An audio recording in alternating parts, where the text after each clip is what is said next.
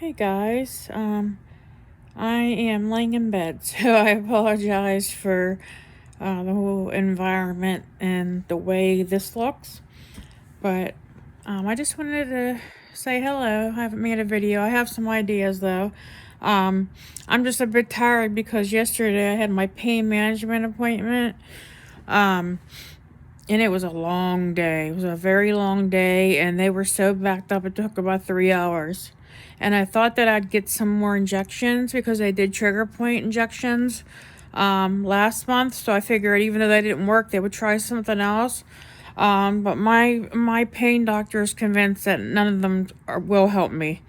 And I kind of agree because they didn't help me 10 years ago, so why start over? But if he would have recommended me to continue on trying to get the injections, a steroid, or the facet joint, any of those, I would be on board. What I did ask him is something that I've kind of avoided for about 7 years now, and that's for him to increase my Butrans patch that I'm on.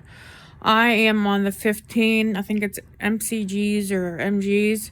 And so the next step up is a 20, which is the last one. So his fear is that the same thing's going to happen maybe in, I don't know why he said 18 months. He's like, well, in 18 months, that might not even work anymore. And I'm thinking, well, I've survived for the last 7 years with this one. And I knew there was only one more step up that we could take. So I was saving it for a rainy day to ask him. And since I was already like all worked up and, I'm always nice to everybody, no matter how much pain I'm in.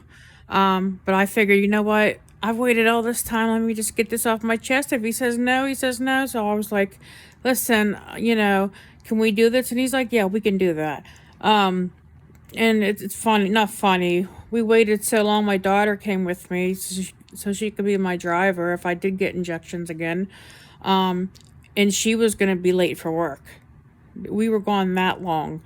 And I said, I'm sorry. It was like I was the doctor and he was the patient. I said, I'm sorry, but I got to go. My sister, my daughter's going to be late for work. And he's like, oh, no, that's okay. That's okay. So he was probably relieved that I zoomed out the door because, some patients, they just go on and on and on and on. So it's mainly the location that he is at now. He changed locations from where I'm used to seeing him. So I do not like this location he's in. He's in the heart of Pittsburgh at one of the best hospitals. As a result, there's a lot of people there. So I prefer to see him at another location. But since he moved, I'm able to see one of the nurses. As long as I'm stable and I just need medicine refills, he said it's okay, just keep going to the other location and try to see him once a year. And I think that's fair. So I'm excited about getting this, increase on this patch. I'm not expecting miracles, but even if it helps just a tiny, tiny bit, I'll be happy, because I'm managing so far, but I'm still in pain. Anyone that's in pain around the clock or most of the day, unless I'm sleeping, I'm in pain. And the mornings are always the worst because my low back is so stiff, So I just kind of wanted to jump on here and say, yeah, I had my pain appointment and, I mean, it went well. Besides waiting so long, and he was very sympathetic and full of I'm sorries and apologizing. And I said that's okay. I know you guys are busy. Um, but I did feel bad, like kind of running out on him. Like I was just cutting him off right after he said, "Yeah, I will send through the increase on the patch." I was like, "I'm so sorry, but I have to go. My daughter's out there, and I have to get her to work." And so it's like a 30-minute drive from there, and we were cutting it close. And she was late for work, but they were understanding.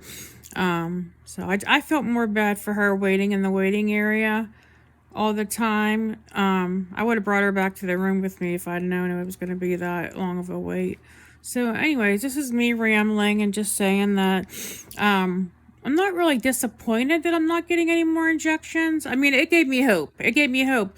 But, it could have been false hope. Every single time I would go in there, if he would continue doing the same injections I had 10 years ago, I had a different pain doctor. He left the office and then this doctor took over.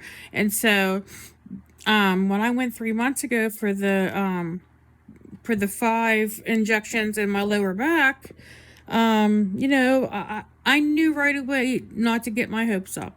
I knew that I would know immediately in the morning if it helped at all because my mornings are bad. My back is so stiff in the morning. And so, on one hand, I'm disappointed only because it would give me hope, but then it could be false hope because every time I'd go get the injections and they didn't work, I would be like, I remember feeling guilty years ago, like they thinking they don't believe me, like, but who would put themselves through all those needles? I had every injection imaginable, steroid, facet, everything. I was put to sleep for some of them. And of course, I had the spinal cord stimulator, which was taken out because it wasn't successful. But I feel like, and he knows I'm always on board with whatever he recommends. I feel like I do what they ask me to do. You know, I haven't went in there crying for a long time. He used to see me come in, crying, and I don't know if that made me look like I was faking, until he got to know me. Now he's like, Laura, you're like one of my best patients. And it feels good to hear that.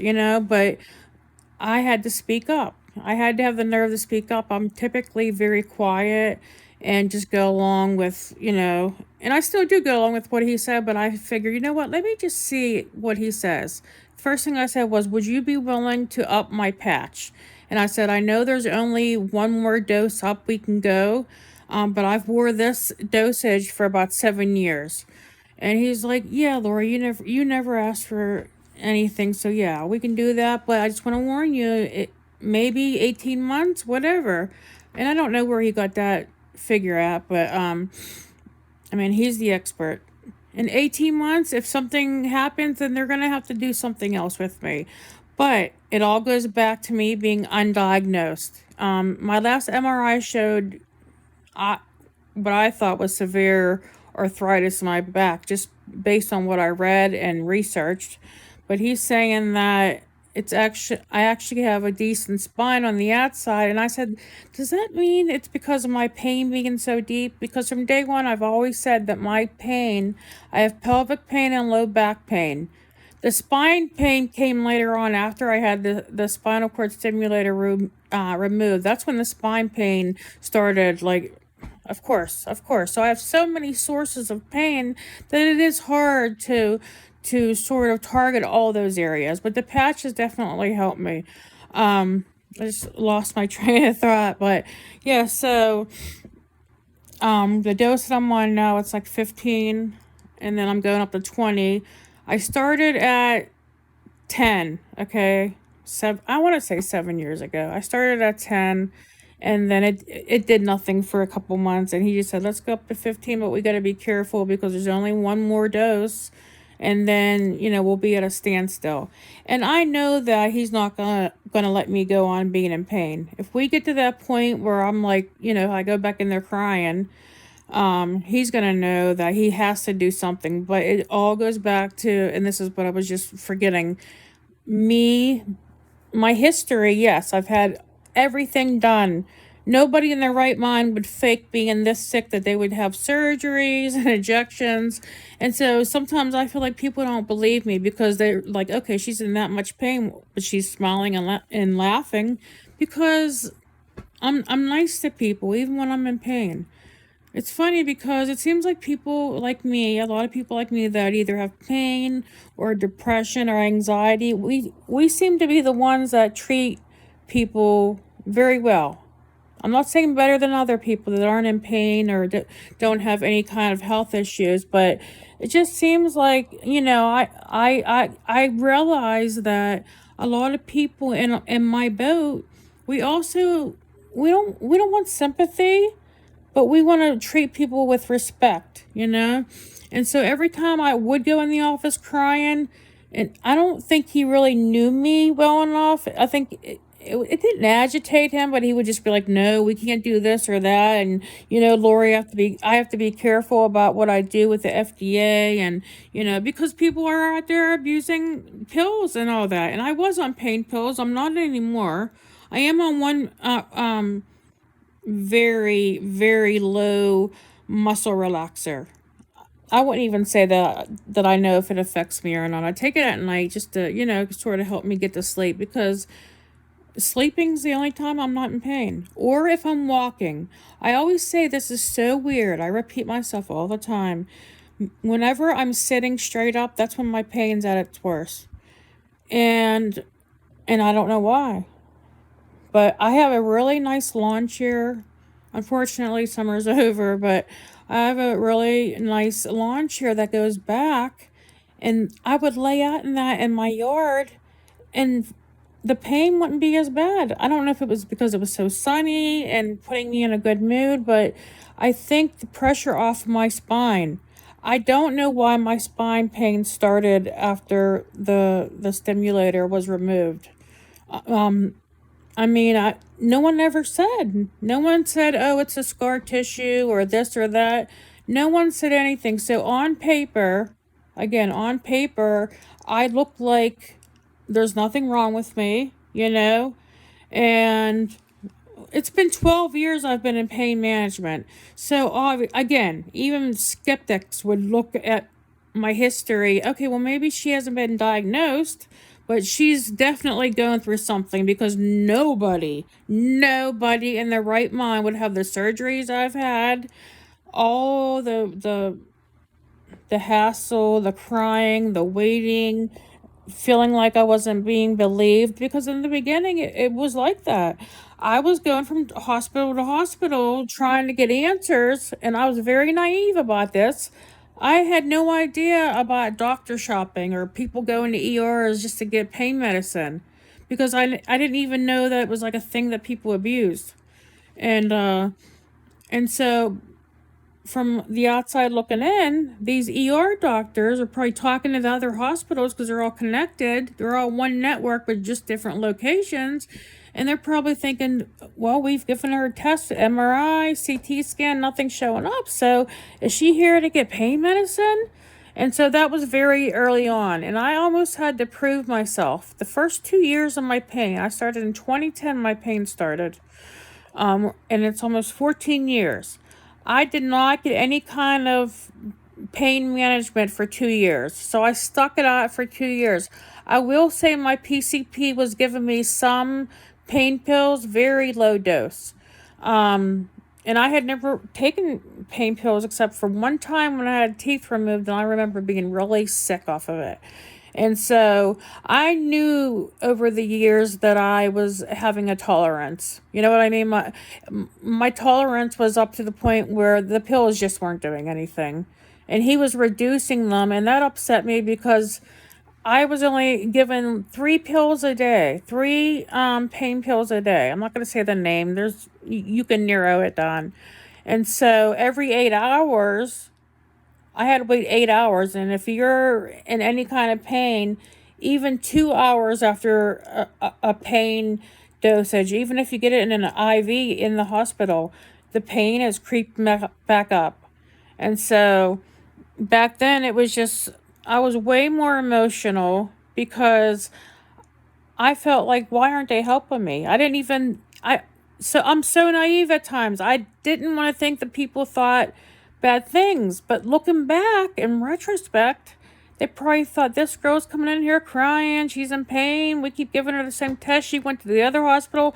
To me, I was just trying to get other opinions, and still to this day, I wonder why even my pain doctor doesn't talk to somebody. There's going to be somebody, a colleague he has, that has a patient that's undiagnosed. I'm nothing special, obviously. It's like I was just chosen out of anybody to be in pain and not have a reason, And my pain started in my early 30s. So it wasn't like I was 60 or 70 and, fell or tripped, or just old age crept in. We don't know. It's so difficult still to even talk about being undiagnosed. But I talk about it when I go in the office like it's no big deal, because I'm just so used to it. It's the same thing. Usually my pain's a 7. The reason why it's a 7, and I hate the pain scale. when they ask you 1 to 10. And I always say 7 because to me that's stable. I don't know how they look at that.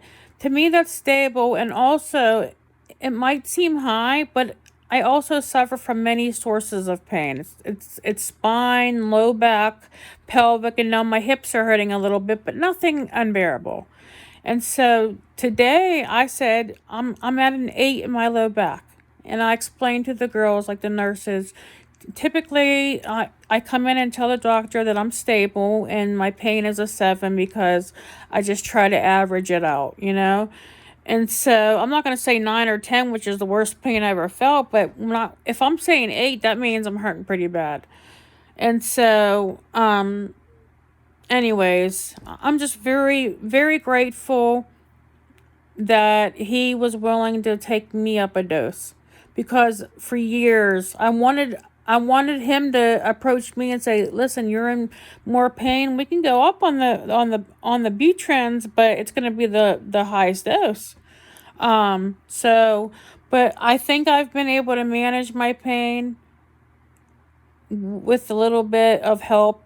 I think the patch helps me a lot. Okay, I'm not going to deny that it helps a lot. It's not a fentanyl patch or anything of that nature, but it is a continuous patch for people that are in pain like me around the clock. So I think it took a few years for us to really get to know each other. You know, I was used to my pain doctor before him, and and then here comes this new doctor. I'm a new patient. We sort of have to build a rapport. And we've done that. We have done that, and he's just super sweet to me. He always says, "Lori, I know you're in so much pain, but you're so nice to me and my staff, and I appreciate that." And that means a lot, because that's him saying, "I know you're in pain and you're holding back, you're trying to be decent despite how you feel." And so at 17 minutes in right now, I just want to say at the end of this, if anybody makes it to the end of this, do not give up. Okay. And I'll keep saying that. The reason I say do not give up is because not only have I been undiagnosed for 14 years, I also have depression, anxiety, mental health issues, diabetes, and all that. So seriously, if I can raise 3 kids, I wish I could have did it better, but they turned out pretty good. 3 little kids when this all started.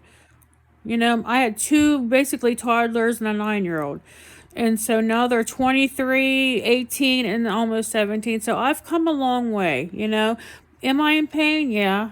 Do I cry to myself sometimes? Yeah. Because it's hard not to feel sorry for yourself. And I think it's okay to feel that way sometimes. Not around the clock, but I think, you know, we all have breakdowns. I try to do mine when I'm by myself in my room because I don't want my kids to hear me and I don't want to upset them. So the point is, I'm dealing with all this vicious cycle. Diabetes is just now getting under control after 6 years. Okay, so that's one thing that I can control because I have the right medication and I'm doing diet exercise. And I lost 50 pounds in 6 months. But I'm also on Mounjaro, which is known to have the side effect of helping you lose weight. The reason for that is because the loss of appetite. But you still have to step up. You still have to exercise. You still have to work hard and make sure that you are eating, you know. I was a type that always ate at night and went to bed. I'm telling you, for decades. Something about them carbs, they make you sleepy. And when I wanted to go to bed, I would eat a sandwich or eat something with carbs, and I would just doze off peacefully.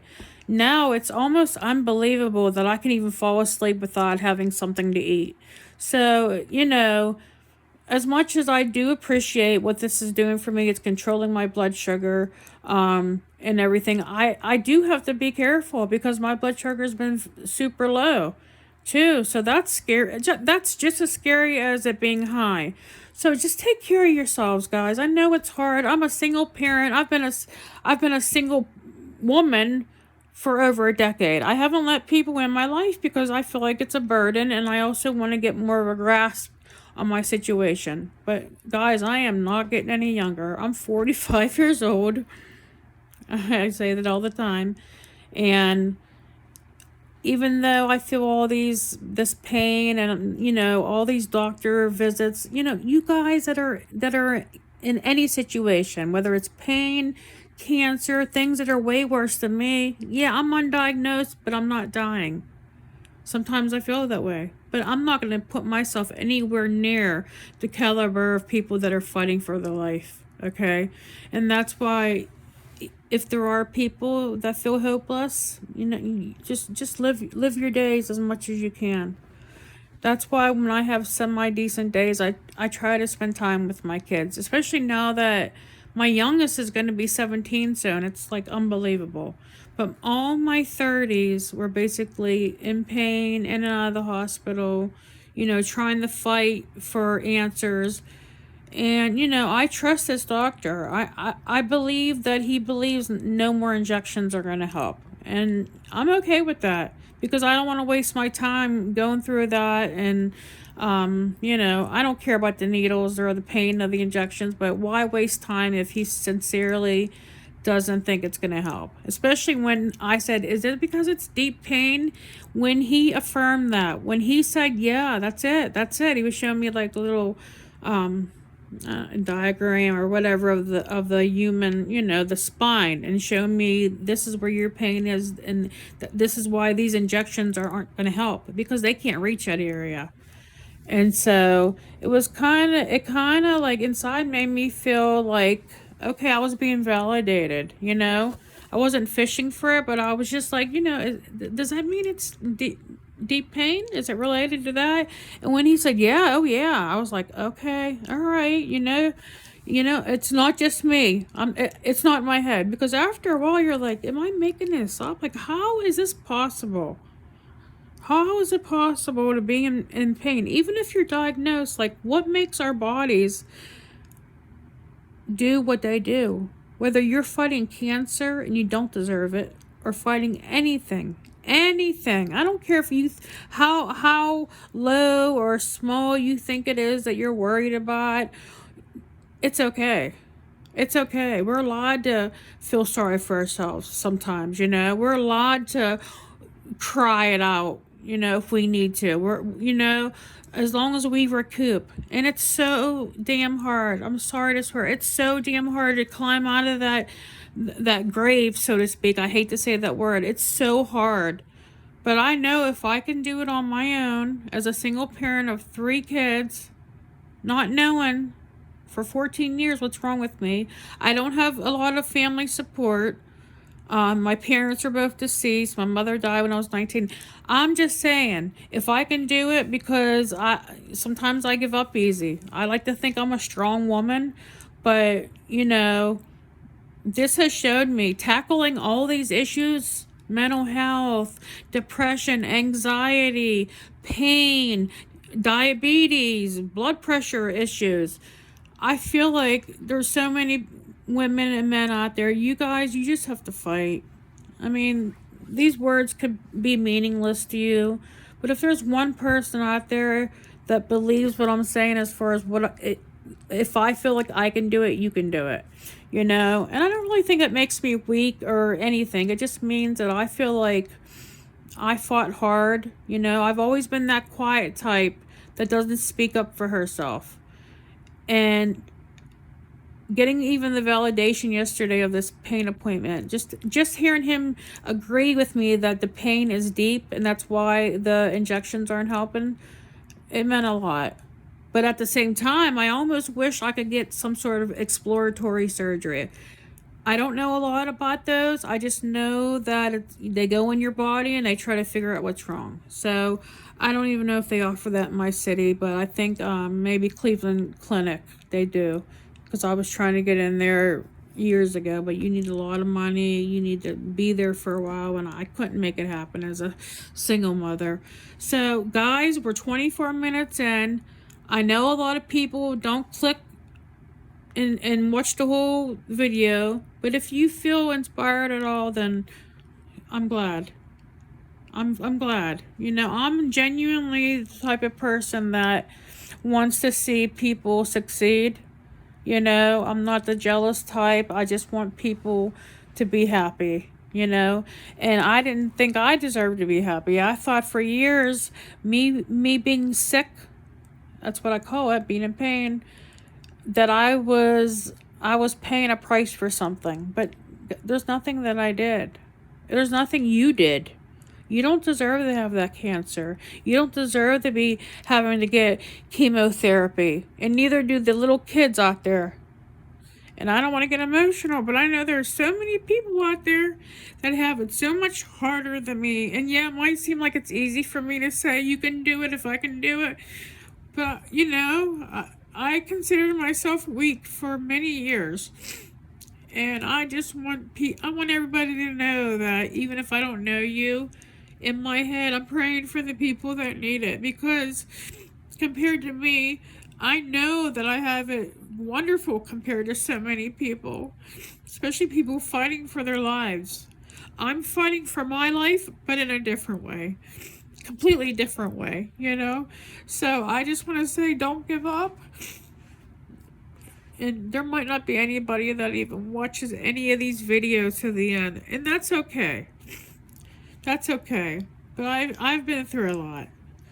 And so I have a little bit of experience in going through different things as a very introverted, shy person. And so, when you're like that, it's hard to speak up. But yesterday I was proud of myself for speaking up, because I thought to myself, the worst he's going to say is no, and I'll be disappointed, but at least I'll have asked. And I did it. And he agreed. And so I'm going to start the new dose next week. So, sorry for having little breakdowns. This is what I do, guys. I am a very emotional, very empathetic person, and I feel like I'm talking to at least one person out there that needs to maybe hear this, because nobody told me. Nobody told me fight. Nobody told me, not even in my family. They didn't know what to say or do. No one said fight, you can do this. No one said anything very encouraging, except one sister that I have that's been there for me. So if you have a good friend, I don't have many friends because I'm very isolated. When you're in pain and it's unpredictable, not just pain, guys, any kind of illness, or even if it's just mental health and you're afraid to leave the house, because I have that issue too, be proud of yourselves. Give yourself a pat on the back, so to speak, because you're worth it, and you don't deserve the negativity that you're living with and the fight that you're battling every second of every day, whether it's pain, cancer, any struggle, okay, mental health, okay, because even if I just had my mental health issues, that's enough in itself. So that's why I feel like I could give some advice. I'm not an expert, but I can give my output, my opinions, and my experiences that I have went through, so that somebody out there, one person even, knows they can do it, or they can try to do it. Push yourself a little bit. Don't be afraid to ask hard questions, because if you don't do it, nobody will, So that's it, guys. This is a long video. Thank you for everyone that's subscribed to me from 10 years ago, probably forgot, and any new people, because I'm having a hard time getting notifications. But if you do leave a comment, I'd love to respond back. But I don't always get the notifications. So I have video ideas that I'm going to do. And you guys know I'm not a YouTuber. There might be ads put on some of my videos. That's not me. I'm not making any money. I'm doing this because it started out as my youngest saying, "Mom, when are you going to make videos again?" And I thought, that's silly. I'm not going to put myself in front of a camera. And heck no. I don't want people to see me at my worst, but it is what it is, And I don't want this to be a hobby, and I say this every time almost. This is very therapeutic for me. So thank you to anybody that has subscribed. If you haven't, can you please and try to get me in the algorithm? I hear people say that all the time, but it's only because I want more people to know what I've went through, even if it's 10 years ago, the videos from 10 years ago and the devices and the process. You know, I'm here, guys. I'm here. Thank you to everybody that supports my channel. Thank you so much.